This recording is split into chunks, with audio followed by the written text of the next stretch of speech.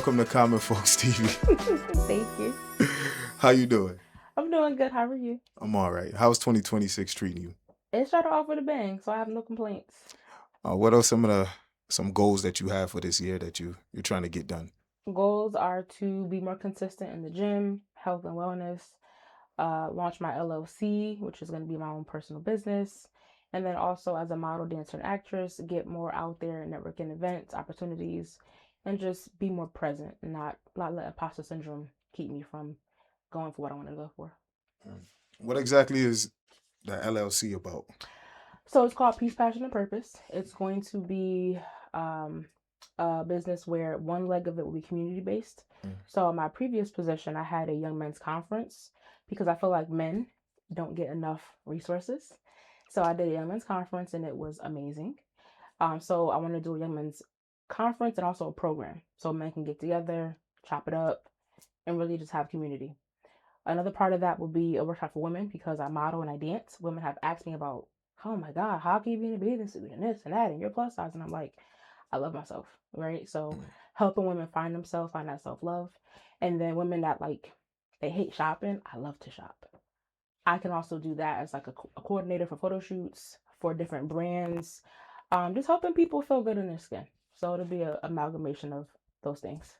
That's what's up. I feel like a lot of young women today, they're not comfortable in their skin, and I think obviously we could credit that to the BBL era. What do you think? What exactly do you think about the BBL era? Do you think that it made women more insecure about themselves because, according to the celebrities, the standard is having a big butt? I think the BBL era is to each his own, right? I don't judge. Do what you want to do with your body. But my thing is the long term, right? There are women that had these things done, whether it was injections in your lip, your boot, whatever, and they're taking things out because they're getting sick, they're having medical issues. So all that stuff is foreign, and our bodies are made to protect themselves. So my thing is, if you want to look a certain way, do your thing. But there are ways to do it naturally. And I think whenever you shortcut something, there's always going to be something at the end of that may not be positive as to why you did what you did and how you did it. Yeah, absolutely. I agree. The long term effects of everything, people have to think about that. There's a domino effect to almost everything in life, Absolutely. and I'm seeing even celebrities. I think DC Young Fly. I think his baby mother died Hmm. from it last year sometime. Um, and I mean, these people got money. Like, what's the purpose? Um, Some people just, again, it could be a shortcut because I have a friend that's a trainer and she shredded, mm, lost all the weight and then built it back up and even had like booty workshops and workouts. But I mean, I don't know. I can only assume it could just be an image you want to upkeep, mm. or some people have self conscious issues or body issues, and that's what they think is gonna solve the problem. I don't know. I mean, I remember being a insecure young girl in high school. Mm. I was always thick. I was never skinny, and that wasn't in at the time. So now that I'm plus size and I'm very confident, people are paying for what God gave me. So I don't really that Right. doesn't bother me in that respect Yeah. because it's all mine. But I just think people should learn to love themselves as they are, and if you want to fix something, do it how you see fit, but those things have long-term effects that cannot end well. You think most people are followers, and I say people because it's not just women. I see things that men do, but do you think most people are followers? I think people want to be accepted, and so sometimes you have to follow to get in where you fit in, and I think people just want to feel community. Mm. Some people do want to follow because they don't want to lead. I think a leader has a lot of things on their shoulders too, but I think people just want to feel a part of something bigger than themselves. But I mean, at the detriment of losing your life. Some people are risk takers. I don't know. Mm. I've never been a person that wants to go with the crowd. I like to go against the crowd. Mm. So, I mean, I can only speak from that perspective. I can only assume. You think men really care that much about BBLs? From the men that I've had conversations with, I've been told no. They Mm. want real women with real bodies, something that they could hold on to. Mm. And if you hold on too tight, you may pop something if it's not real. So, That's kind of what I've been told by people that Yeah, I if know. you hold on too tight. It might pop. Something may leak. Now you got to go to the doctor, and that's more money. Now you got this stuff in your body, in your bloodstream. Like, things can happen. It could be a domino effect. But I just was told, you want to. Sometimes when you in the moment, something Mm. pop. Now what? The moment's ruined, and you Now got to we go to the going to the hospital. ER. It's over. That's interesting because I don't think men care about BBLs. I think most men find it fun, Mm-hmm. but even when I talk to those brothers, like, yo, would you be okay with your daughter? They're like, nah. I want my woman and my daughter to be natural. They won't even marry these types of chicks. And I'm talking about Yeah. regular everyday guys. Mm-hmm. Right? So, That makes sense. but I don't know. That BBL era took us by storm because again, I was raised with like the Nelly tip drill, Yeah. like the females that was in that video, and they were petite. It wasn't that Yeah. crazy stuff we got going on now. Yeah. You're right. I remember. Mm. Let me ask you this before we get into what I actually want to ask you about. Did you see the issue with Angel Reese and Shaq You know what happened? in that interview when he was asking her about, or he was trying to give her some business advice, and he Mm-hmm. was like, "Hey, if you take a picture of you shooting the basketball in the shorts that you had on at I think what's that venue that Nick Cannon hold TV show Wildin' Wilding Out. out. If you take a picture shooting a basketball in the outfit that you wore to Wildin' Out, you would make a lot of money." And she was like visibly uncomfortable because her butt cheek was just out. Yeah. So what do you think about young girls that's just dress new, almost half naked these days like that? I think it's disgusting. Um, Black women are already fetishized, right? And then now you have young women doing it. Um, People out here are predators. And not to say that you are looking for that attention, but you can attract that attention. And you can be sexy and beautiful and attractive and be fully dressed. So, in my opinion, don't show everything. And then if you want a relationship, how can a man be with somebody who's already showed the world what she has? What does he have left for himself? Right. Well, they did call him a predator, but do you think that uh, he had the right to make that comment, seeing that she went on TV publicly for everybody to see? He did, because she went on public TV like that. So it's like, you can't put something out there on TV or social media to see and then get mad when that's a response. It wasn't private to begin with. Right. So everybody's entitled to their own opinion, freedom of speech. Our Constitution is supposed to protect that, and I do that because of what's happening right now. So, I mean, if you go outside a certain way, you can't be mad when people say things to you because you're out in the public eye to see you in all your glory or whatever you're showing. Right. So do you believe that if it's on social media and it's on TV that people do have a right to comment, good or bad? Yeah, it's publicly shown. It's not private. People talk about relationships on social media all the time, and it's like somebody responds and it's like, oh, you don't know about, but you put it on social media. And people don't always have the backstory or the context, so they go off of what they read and what they see and make their own inference. So when people do that, you kind of invite the conversation whether you want it or not. That's fair. I think that is fair. So young women, you should be careful of what you post because if you put it in the public's eye, whether via social media or TV, people have a right to comment, and you got to accept their comments because everybody see things different. Let me read this for you, Brittany. Yesterday made 9 years without my dad, and the ache doesn't get lighter just because time keeps moving. Grief shows up in the quiet moments, the memories, the questions, the thoughts about everything that led up to goodbye. Some days I'm strong, some days I just breathe through it and keep going, even when my mind feels heavy and my heart gets tired. My dad taught me so much, riding a bike, planned all my birthday parties, kissed every boo boo, and showed me how to be treated and loved. Today and every day, I honor my father. I miss him deeply in ways that words can't explain. I have two daughters, so this really touched me. How much did your dad really mean to you? He meant everything. That post didn't even capture all of it. Um, my dad was 6'3", big dude.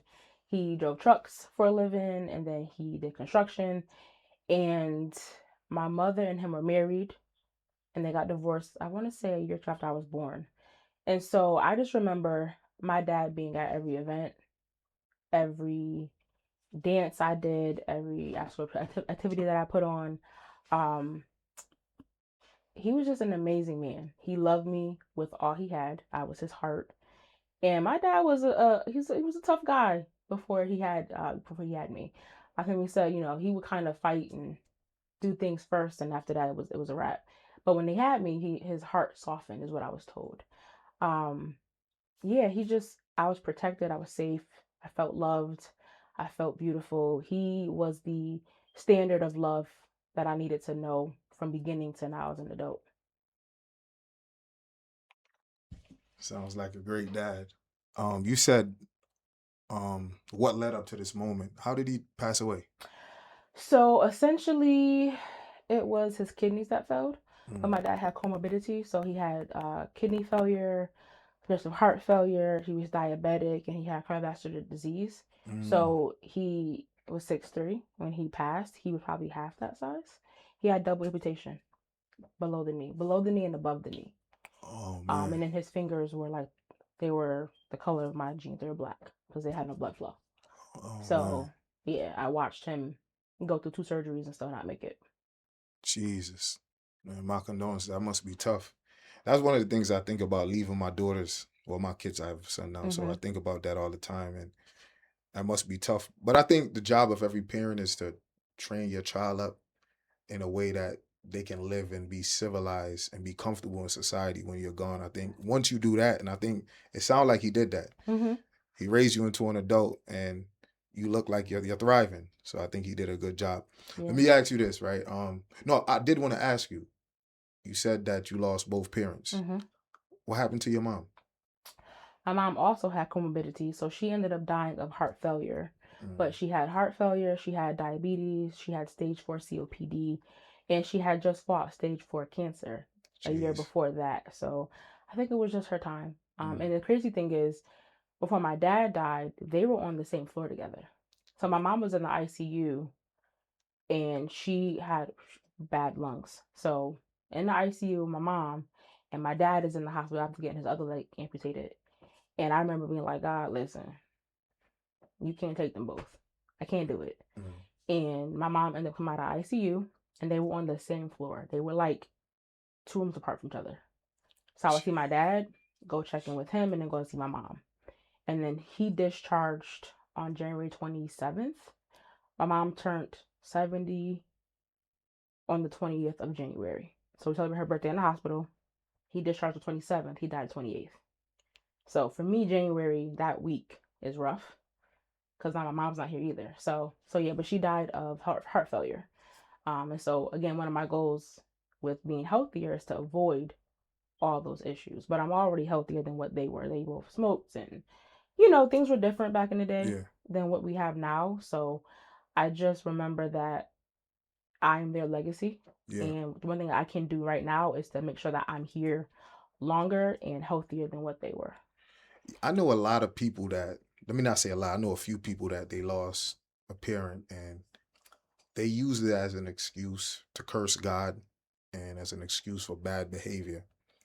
But you did the opposite, and you had both parents. I can't even imagine that. Both mommy and daddy, the two most important people to me in my life, dying, and I'm watching them die. How did you cope with that and stay in your right mind? So I still feel like I lost my mind. Mm, I knew my dad was gonna was gonna pass away, and I know because of my friends at dinner, and my phone had died, and I was like, they gonna call me, and my phone gonna be dead. And I saw him and I put him in hospice that day. So I saw him, said hi, love you, gave him his last meal without knowing it was his last meal. And when I turned my phone on crossing the highway, I saw 2 missed calls, and I'm like, fuck, it's them. I mm, called my aunt back, and she's like, Britt, your dad passed. And I just remember screaming at the top of my lungs while I'm driving across the highway. And I'm like, wait. Don't kill yourself. Get home, get parked, call, my mom was in the rehab at the time. So I called her screaming and hollering.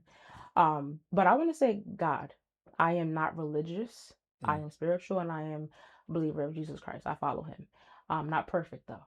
And I believe that my foundation being rooted in faith rooted in God, and I had a big system, a big support system behind me. My pastor, my godfather, um, my dad actually asked him to take care of me before he died, and he has not let up since. I just had a great support system between my pastor, my sister, my mom, my cousins. I had a huge my friends. So between God and having people that I could lean on and call, I'm a person that I'll be going through stuff and you won't know it. I don't Right. ask for help. But I had to learn because I felt like I was losing my mind. So even though I didn't rebel, I did question God. I did ask him, like, why do you take him? But I knew that at the end of the day, my dad wasn't in pain anymore. He was his whole self. And yeah, I held on to the memories that we had Mm. and how he shaped me. So That's amazing. I mean, I commend your ability to cope with that situation because I'm still trying to figure it out now, like how I'm gonna if my mom passed before me. Hopefully she does. I get to bury her. How I'm gonna deal with that? That's because death is inevitable. it's inevitable. Make sure she has a insurance because that, and I think black people don't, you know, taboo, but they don't pre-plan. Right. When my dad passed, I knew where the insurance policy was. I had already went to Carmen to say, hey, this is what I want. I wrote the obituary. So when he passed, I had to go to Carmen, sign, I was done. They did everything else. Now my mother didn't have a policy. Luckily, she has siblings that love her, and I planned her funeral. I wrote her obituary. I created her obituary. Again, I knew she was. And the thing with my mother is, I graduated from college on June 3rd. She died June 6th. So I was Jeez. able to go see her in my cap and gown, Mm, and then she passed 3 days later. And I knew she was going to go that year. I don't know how, but I knew. mm. And in her service, if I was able to look back at it, my birthday is 223. Her service was 2 hours, 20 minutes long, exactly to like the second. Jeez. So I just, it sucks, but my mom and dad were both in pain and they were both suffering. So that, as much as I hate to say that they're not suffering anymore, it's the truth. Mm. And again, I have memories. I can pull up pictures on my phone. I have albums at home. I have both of them. They're both in urns, so I talk to them in their urns. Mm. And I'm like, I know y'all together, and I'm sorry y'all side by side, but and I make jokes, but it's I know my parents, That's some dark and humor I know right they there. like, girl, move us away from each other. And when I travel and I do different events and things, I take them with me and I sprinkle their ashes. So I'm their legacy. So I just think that I'm blessed to have had two great parents Mm. who love me to the death. And it's my duty now to be their legacy and to carry that forward. So you're the only child. My dad's only child. My mom, she has two of us, myself and my sister, but I'm the Mm. baby by 10 years. Oh, okay. Yeah. What's your favorite memory with your mom? Um, we lived in the projects. Well, Westwood Village. It wasn't like a slum place or nothing like Mm. that. But my mother worked full time every day. And after school, she would pick me up and we'd go sit outside and she would pick buttercups and put them under my chin. And they were yellow. Mm. Her favorite color is actually yellow. And she loves tulips. So that was our thing, buttercups. And we had fun together. That's what we did. My dad and I danced to music. I'm an oldie but a goodie. I love my oldies. I will play them all day long, and I don't Mm. care who doesn't like it. And that's one of my memories with my dad. We had a ball together. You mentioned your dad showed you how to be treated in love. What's one lesson from him that still shapes how you move through the world today? Consistency is a big part of that. I was protected. I was loved. I felt safe, and I know what I deserve as a woman, right? Mm. But I also know how to treat the other person. And my dad was big on respect. And it's like, yes, you're the girl, you're the woman, you should be catered to and all that, but also take care of your partner, right? Support your partner, respect your partner, and just be consistent whatever I want to do. People respect people who keep their word and who Mm. don't just talk. Talking is cute, but what are you doing? So showing up, being consistent, being authentically myself. Don't pretend to be somebody you're not. I like that your dad taught you that because most of the time women are taught or men are taught to cater to women, but women are not taught to cater to men. You got to think about it. How can you want all these things but you can't give it? It's not innate, right? Women are nurturers, like to, provide. We like to not serve, but be submissive, right? It's in our nature. Yeah. Now don't get me wrong, a man has to also lead and have vision, because if you don't, how can we follow you? But I can't want respect and I can't give it to you. Right. That's not how that works. It has to be reciprocal. Right. I like that. Do you feel like mothers today are teaching women to cater? My friends that I know are moms, I believe they teach them to reciprocate. Mm, That if you want a man to take care of you, most men want to. I don't think most men don't want to, but it's one thing to be told to do something mm, versus let me just do it. I think a lot of women are teaching their kids, especially the girls, to be successful, to be sufficient. Back in the day, it was go to college and get a husband. Now it's you could be in the boardroom too. You can have the career too. mm, And so I think you want to be equally yoked with a person. So again, women are on pedestals. That's biblical, right? mm. But also you submit to your husband too. So it has to go both ways. I like that. Do you believe in 50-50 in a relationship, or does one person always end up with I the believe in 100-100. 100? Don't come to me 50-50. Mm, You're not half a person. So one, come as a whole person. Come healed. Whatever happened before me, things happen, right? That's your past and it's always gonna be a part of you. But come knowing who you are now and being comfortable in your new skin, right? right. Now, don't get me wrong. Sometimes you're going to have days and seasons where you have to give more than that partner because they're going through things. Sometimes it's going to be 80-20, 60-40. The issue is when it becomes one partner always needing that extra push and somebody always holding that extra. That's when it becomes an issue. It needs to be balanced to some degree. I'm not sure. I'm not sure. Like you're the first person that ever said that to me, that you believe in 100-100, let alone 50-50. Um, what do you think the dominant mentality is today from women about 50-50 or From what I'm seeing, mm, they want to be taken care of. I'm the prize. I'm the table. And it's like, we need each other. mm, Men need women and women need men. So, all that other stuff, I don't subscribe because I know what I bring to the table. mm, And if you know what you bring to the table, you know what you want. I use this analogy. If we sat at a table together and I have my plate and you have your plate, mm, if we can't switch plates and both get full, it's a problem. Now, don't get me wrong, as time progresses, sometimes that plate may be a little bit less, mm. different stressors, different issues, everybody's different. That's why I say sometimes you may have to pull more weight than that partner. But when you're always pulling more and that partner's always taking more, that's when it becomes a problem. I I believe that the woman is the prize under one condition, that she comes pure. So, From what do your you mean by perspective, pure though? okay, for instance, you're a biblical individual. Jacob, when he went to go and stay with his uncle, he saw Leah and Rachel, and they were both pure. And he was willing to work 7 years for her. She was a virgin, and he thought she was worth 7 years. And when his uncle tricked him, he decided that he would work another 7 years for her, right? Mm-hmm.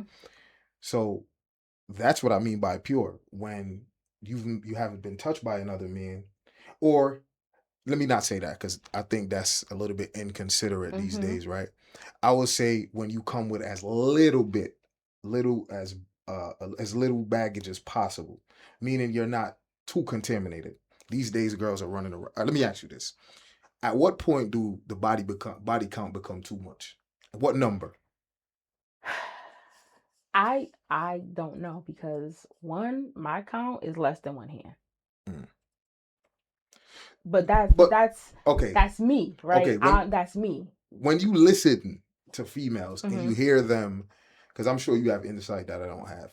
When you hear them talk about their body count, what number becomes like, geesh, that's way too much? That's a tricky question to answer because society tells women you can't be overly sexualized, you can't do this, you can't do that. But men cannot be out here being players or dogs, but women can't be players, right? It's that double standard. So a man can have 20, 30 body count and his boys is, yeah, that's what up, da da da. But a girl had actually a hoe. And I don't agree with that. W- Now, I'm not saying I agree with you having dirty bodies, but at the end of the day, if you're sexually free and you're wrapping it up and you're getting checked and you're making sure you're healthy, that's your business. We all live in glass houses. I'm not throwing stones at nobody. But I think it's unfair to say come pure when in this society in this day and time, nobody nobody's virgins. Everybody got kids. And you can't, I feel like if you don't be judged for your past, then don't do the judging. It's about how you come to the table. I don't believe that's accurate though, Brittany, because men and women, okay, the world is very different for men Hmm. and women. Like you would pull over and you got a flat tire, and within minutes, 4, 5, 6 dudes is gonna stop because you're standing outside your car and you're a woman. I'll be changing my tire, but Yeah, I but hear what you're saying. how often you think if Jamil is standing outside of his car on the highway, how often or how early? Let me say it this way: how fast you think somebody will pull over for him to help him? I will hope immediately, but I get what you're saying. Men are not catered to as much as women are because we're women. I get Absolutely that. not. I get that. So we understand these double standards. Hmm. I think I think women don't care about what men want from women. I think that's the issue. So women are not willing to accept the standards that we come with. And I think I can speak for all men on this. I think our objective is to find a female with as little past as possible. I can understand that because And you that's don't want why something that's touched, yeah. that's been inside and stretched out and all that. I get it. I get it. But I'm 36, so right. If I have friends or people that I know that have had 20 partners and you almost 40, you start having sex at 20, is that too much? Okay, so then why do women lie about it then? I don't know because I don't lie about my body count. Hmm. I can't answer that Yeah. question. I just think it's always been the double standard. And I understand, right? When we have sex, women are the ones with, you know, those parts. Men are going in and out of it. I can see the thought process that men would have around that. Um, I just think we all have a level of baggage. So depending on the person, is that person worth that baggage? I agree. I agree. I think if she comes with 50 bodies, not that if I found out I would take her serious, but if a guy feels like she's worth the baggage because she's went through it, she learned a lesson, and he finds her to be a beautiful person, I don't see a problem with it. You know, what I mean, it ain't for Mm-mm. everybody, but I don't No, see a it's problem with it. and I mean again, it's just like when women, out here showing everything, but they want a man to take them seriously. You can't show the world everything you got and expect the man to say, "Well, I'm gonna wife you up."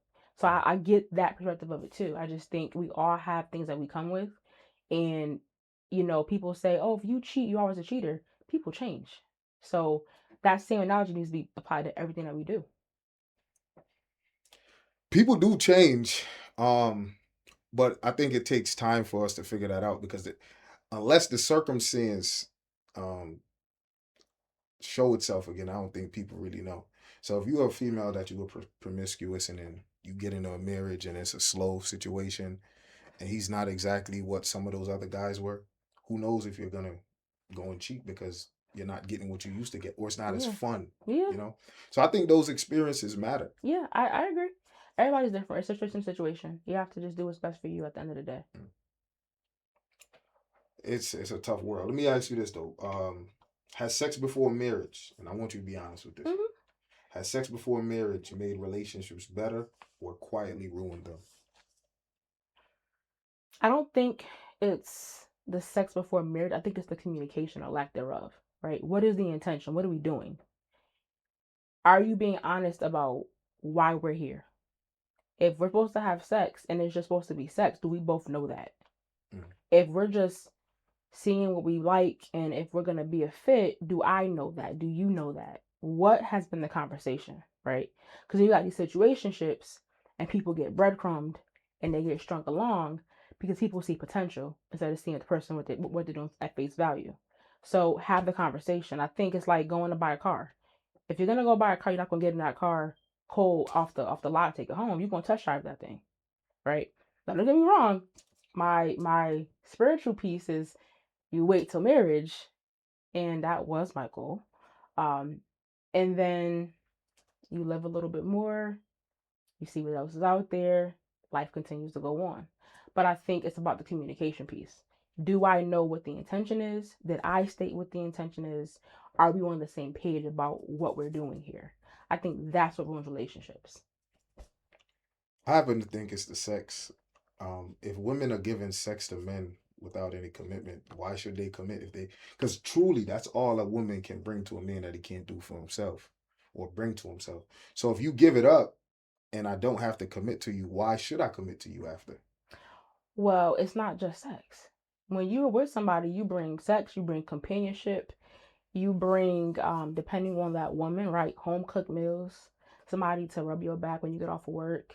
It's more than just sex. And other way around, what if a woman says, you know what, you gave it up before I got with you. Now I want to be with you. The But body's a temple, whether it's man or woman.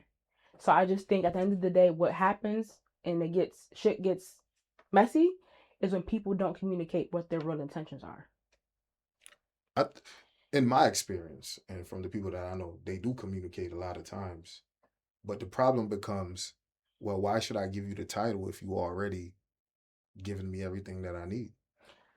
Then you go deeper, right? Was that conversation in the beginning? Did I know that you were a virgin or I was a virgin and I was staying that way until we had a relationship?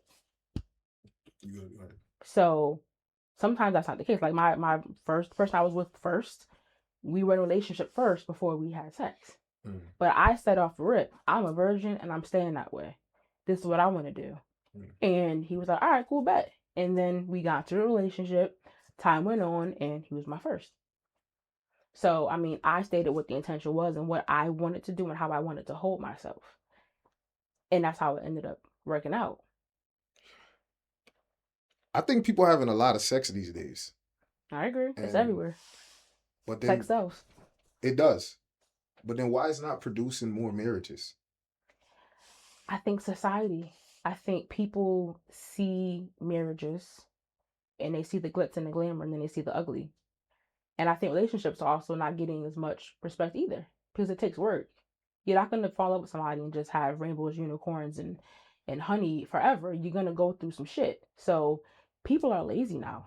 People don't want to communicate. They don't want to work. They don't want to fight. And don't get me wrong. I think when with somebody, it shouldn't be hard to be together, Mm. but you are going to have hard times, which is going to require you to do the work together to get through it.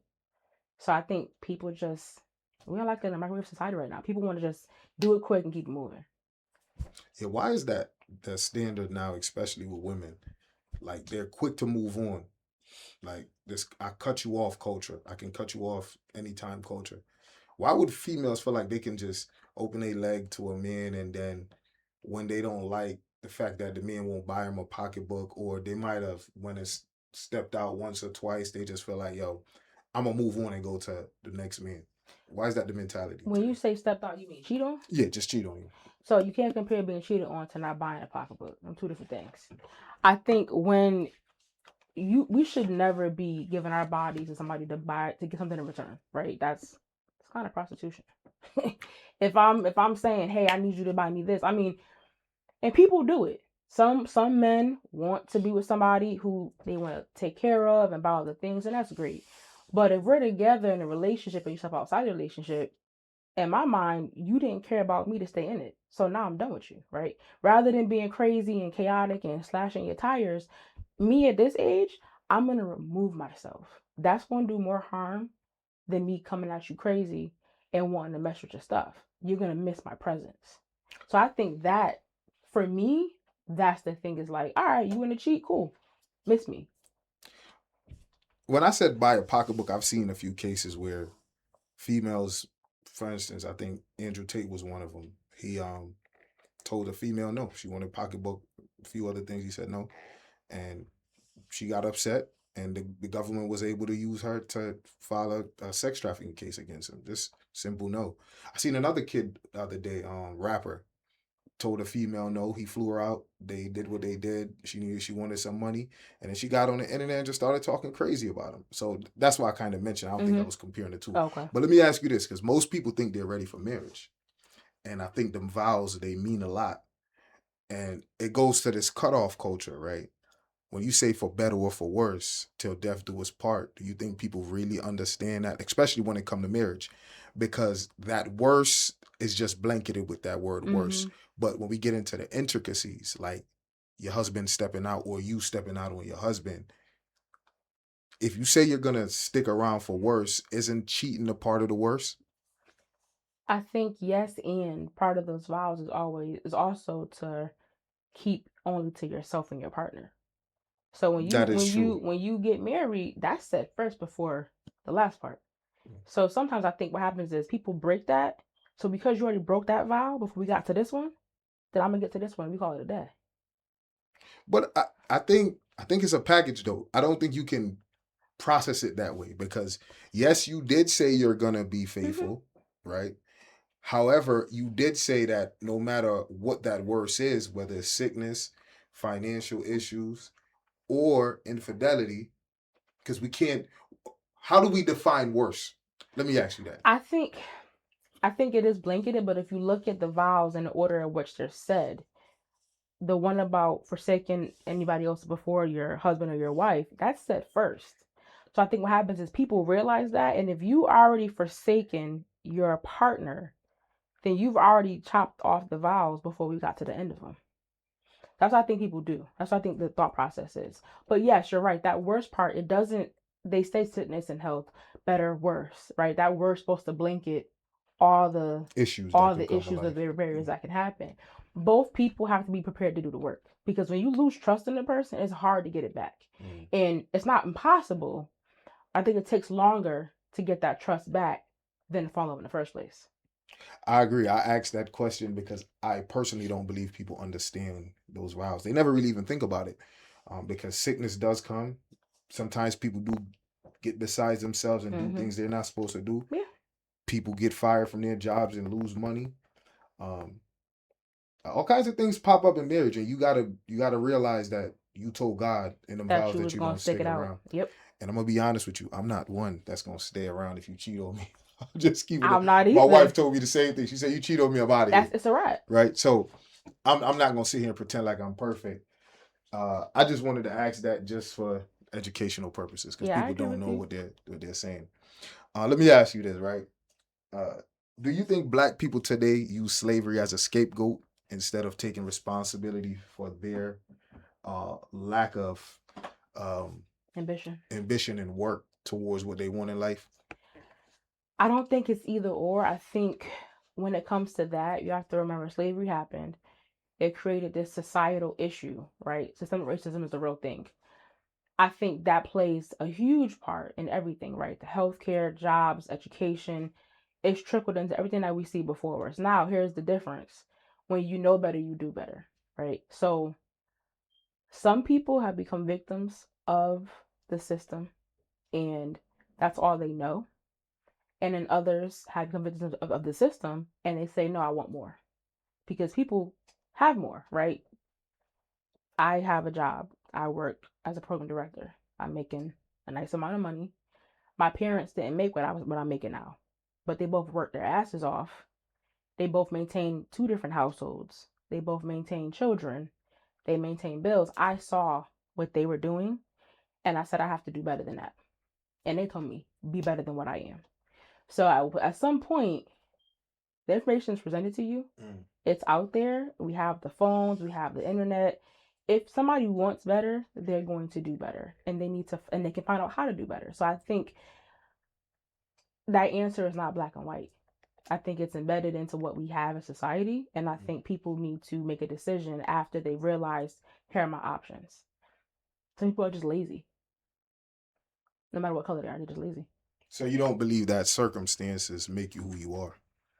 No, I think it plays a role, but it doesn't have to define you. I agree because if I could see my neighbor and he's black, if I could see him making money, whether he went back to school or he started his own business, I think I should be able to do the same because we have the same circumstance. Exactly. Um, do you think that racism is really a issue today in society? Hell yeah. Look at the shit that was just posted the other day by the White House by Trump with the Obamas as I monkeys. didn't see. I didn't see that. What he said? They posted Michelle and Barack as monkeys, and he got on The White TV. House posted that. Donald motherfucking dumbass Trump. He posted that, or it said it was from him. And his response, people were asking him, and he was like, "Well, you know." it was about voter something, and that's really what it was, and it was really about that, but it was supposed to be take off a Lion King. What the? When did you? I mean, we saw Rafiki in Lion King, Mm, but it was Rafiki. They not Rafiki. mm. You lying son of a bitch. Like that's not what that was. So yes, racism is rampant. And people are now taking off them hoods and they're walking around saying, "I don't like black people or people of color." It's happening. It's happening every day. What would you say to Mike Tyson? Because Mike Tyson said Trump's not racist. When they try to stick them rape charges on me, Trump came to my aid and he advocated for me. What would you say to Yeah, that? because he's part of the Epstein file.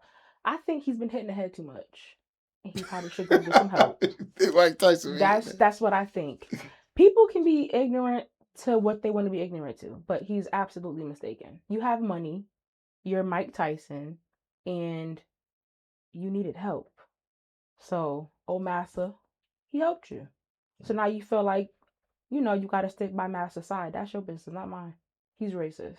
What would you say about all of the black people that voted for Trump? They are probably feeling extra stupid right now because they're stupid to doing it in the first place. And I have family members who voted for him. And I was just like, okay, well, sucks to be you. I'm not even gonna lie to you. I was one of them, and I do feel extra stupid because he's not doing none of the things that he did in his first term that convinced me to vote for him this term. I feel like the first term he did a lot. He did a decent amount for black people, but then this term I feel like he's all about Israel. The mask came off this time. Yeah, like I don't know what's going on. Uh, what do you think about Israel and America's relationship?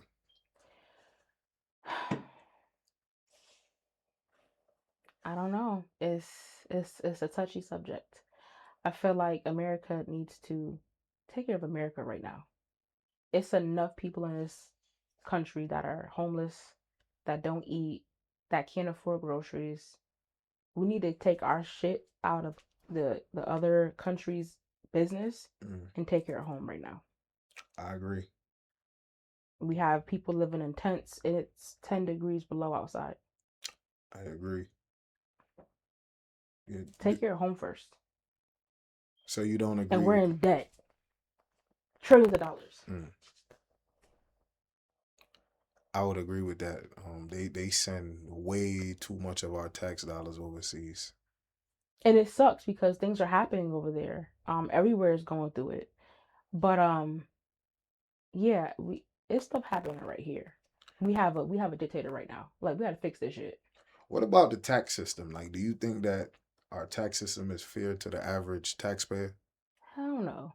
You have to be up in like the higher. If you are a blue collar citizen, you're still struggling. You're still struggling. It's still a problem right now. You think that's like you think that's deliberate? Like they want it this way? The system was built against us. Period. Mm, It was to keep the rich richer and the poor poor. I agree. That is what that's what it's been doing, so it's gonna keep doing until we dismantle it from the inside out.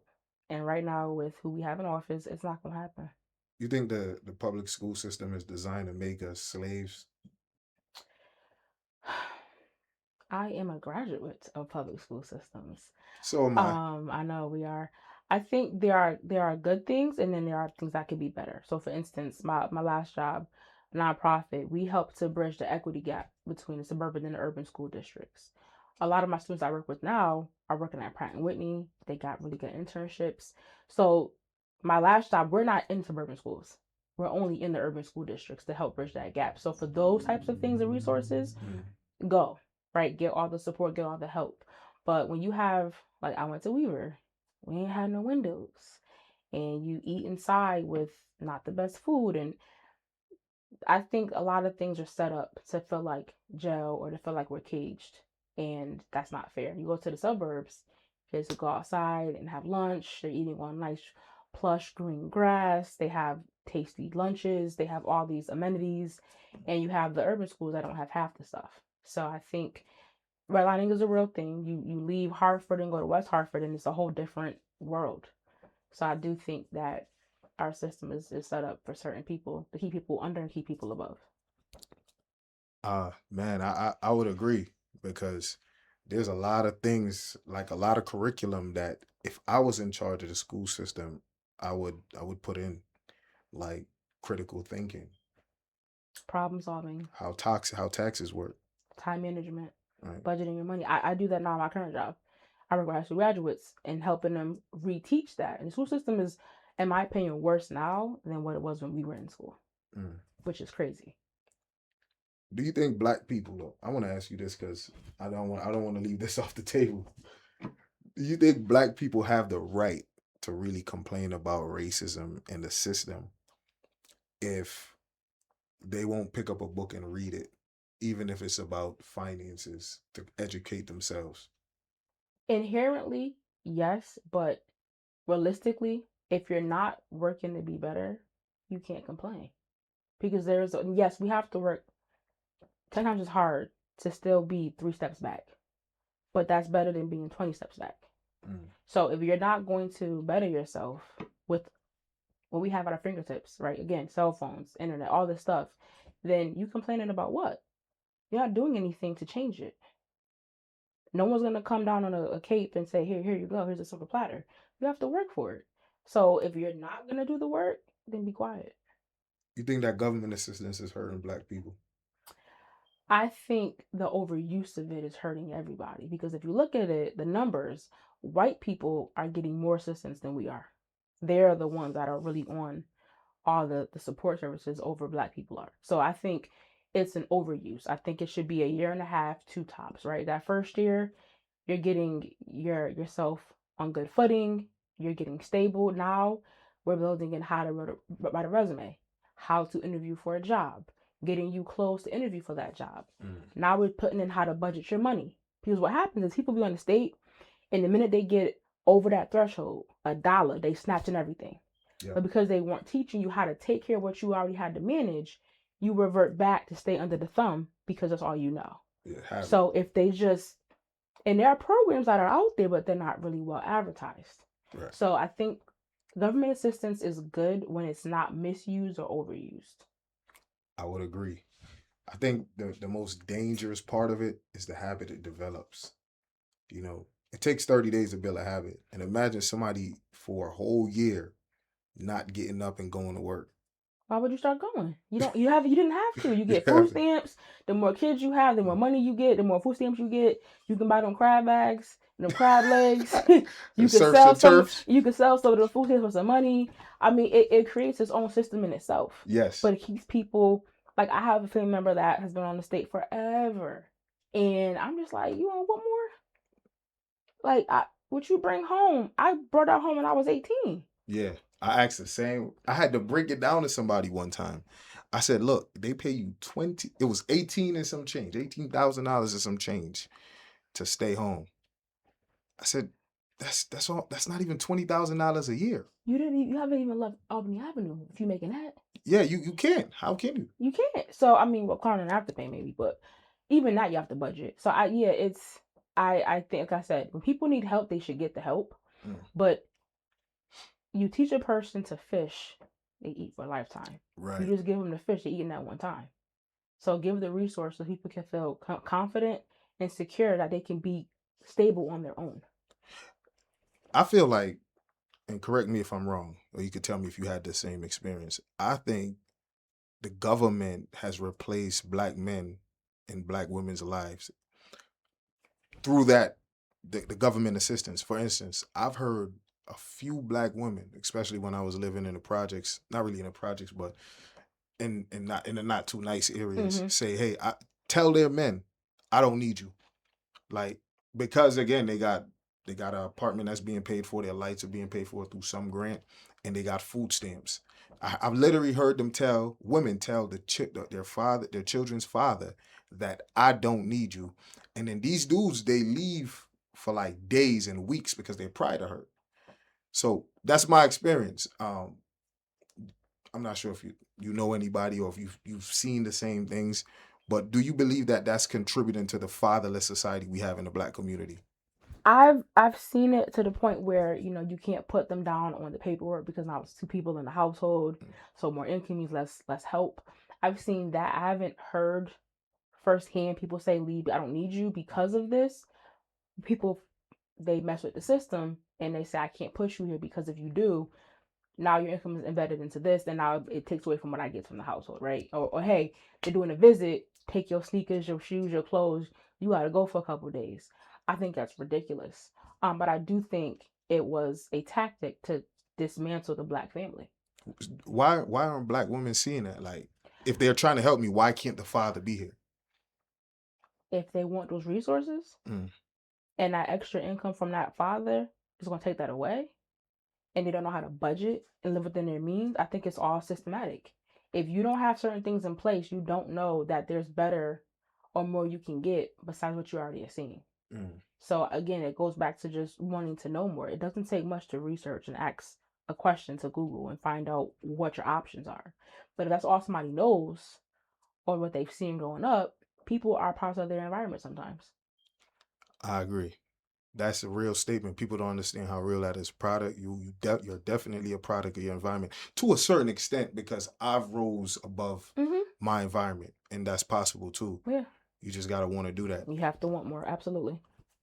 Let me ask you this question. Looking back, right, at your life, what advice would you give your younger self about love, life, or boundaries? Boundaries are necessary. They're okay to set. When it comes to love yourself first. I wish I knew that before I found it out at 18. But love yourself first because that's going to set the tone for everybody else on how they deal with you. And as far as life is concerned, just step out on faith, right? Whatever is pulling at you ambitiously, do it. It's put inside you for a reason. And it's okay to ask for help. I struggle. I was a kid and a teenager that this came easily to me. And then Mm. when they didn't, I didn't say anything. I thought, oh my God, I'm less than because I have to ask for help. And I had to learn that asking for help is actually strong, right? So ask for help when you need it. Don't wait till the last minute to do it. And when people show you who they are, believe them the first time, not potential. Not potential. Why you say that? Because some people show you potential to keep you hooked, not because they actually That's deep. want to do more or be better. Mm. They'll breadcrumb you just enough to say, okay, I got you right where I need you. And I'm going to keep showing you that whenever I slip backwards, I'm going to do this so that you can stay, oh, he's trying, oh, she's trying. Mm. So that's what I say when I mean potential. That's deep. I never thought about that. I like that. I'm gonna have to jot that down. I think that's exactly what get women though, with dudes that's bad actors. And I get it. Women kind of, they're more visual than men. We're a little bit more logical. Like a woman would see somebody with a nice car and just automatically assume that that's his Benz, right? Which I'm not. That's not all women, Mm-hmm. but that's what make me like that what you just said, because in my experience, that's how women look at life. They'll see a dude and they like him, and because he talks nice and he sounds ambitious, you're like, yeah, he got a lot of potential. I'm gonna work with him, try to help him, not knowing that dude is really a bum and he's not disciplined at all, and he's not gonna do nothing, and he's gonna ride off of this potential thing Mm-hmm. As long as he as long as can. he can, and before you know it, he done ruined your damn life. Mm-hmm. So I agree with you. That was dope.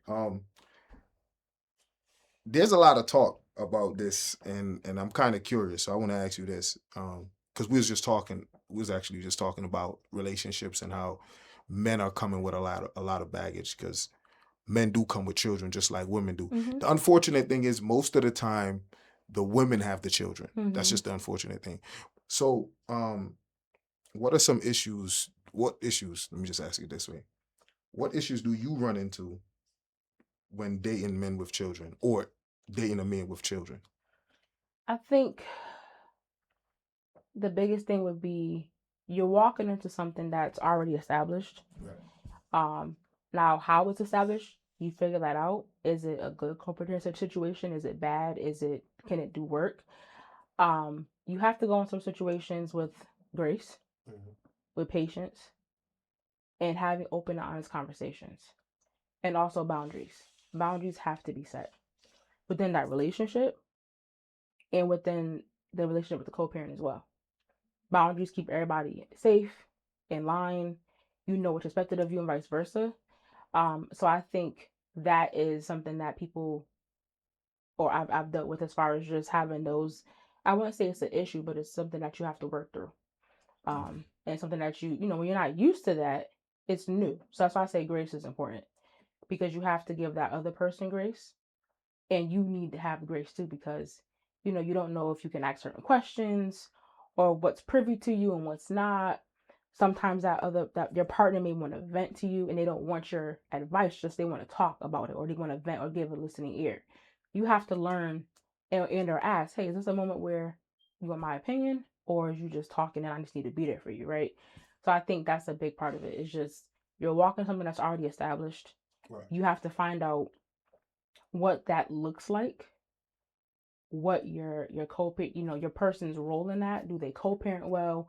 Are they a present mom or dad? How does that look? And I think all that put together, it's not an easy pill to swallow at first, because you're finding your footing in a situation. Right. And you want to be respectful of everybody involved, especially the kids, because that's really what it's about. Is the kids have to be safe and secure, and the parents and the adults need to be the adults in the situation. Right. Do you find it easy to love the children? Children didn't ask to be here. Right. So they should never be the ones that suffer at the hands of the adults or of adults' actions. So yes, loving children is not a hard thing to do. It shouldn't be. It's not for me. I like that. What are some things that you like about the children? Children are so innocent and they're so real and raw. They just say whatever is on their minds. And I think that's the innocence that they have. It's just, and if they rock with you, they rock with you. Like children, if you make them feel safe and loved, then they rock with you. Sometimes people are not good people, and kids just know. Yeah. Because it's that innocence. It's that Absolutely. Wait, something's wrong. So I just feel like kids are blessings. They're blessings no matter when you have them. They're blessings, and they didn't ask to be here. So just based off of your experience, would you recommend, like, if a young girl asked you your advice, like, hey, I met this guy, I like him, based off of your experience, would you recommend that a female, get into a relationship with somebody that already has children? It's about preference. Again, me, I know at one point in time I said I would never date a man with children. I remember saying that very, very vividly. I was also younger. I was in my 20s, and everybody didn't have kids yet, right? But as you grow older, like for me, being with somebody that has children, I see him with his children. I see the way that he loves on them, the way that he cares about them. Those kids have his heart, right? Me wanting to be a mom one day, I can now say, okay, this man, I know he's good. He's a good dad. I see him being a good dad. So if that happens with us, I don't have no concerns or no worries. So for me, it's a level of comfort. Like, okay, if I'm doing this, I'm not doing it by myself. Right. And some women have to, or they did. So I think for me, it's about preference first. And secondly, if a man's going to love you and show up for you and be present for you and can make space for you while still being a dad, why not? Makes sense. Being a good dad. Yeah, makes sense. How many children do you want? I want 2. You want 2? I used to want 3. Yeah. I'm getting older. So I don't know if I want to push out 3 children.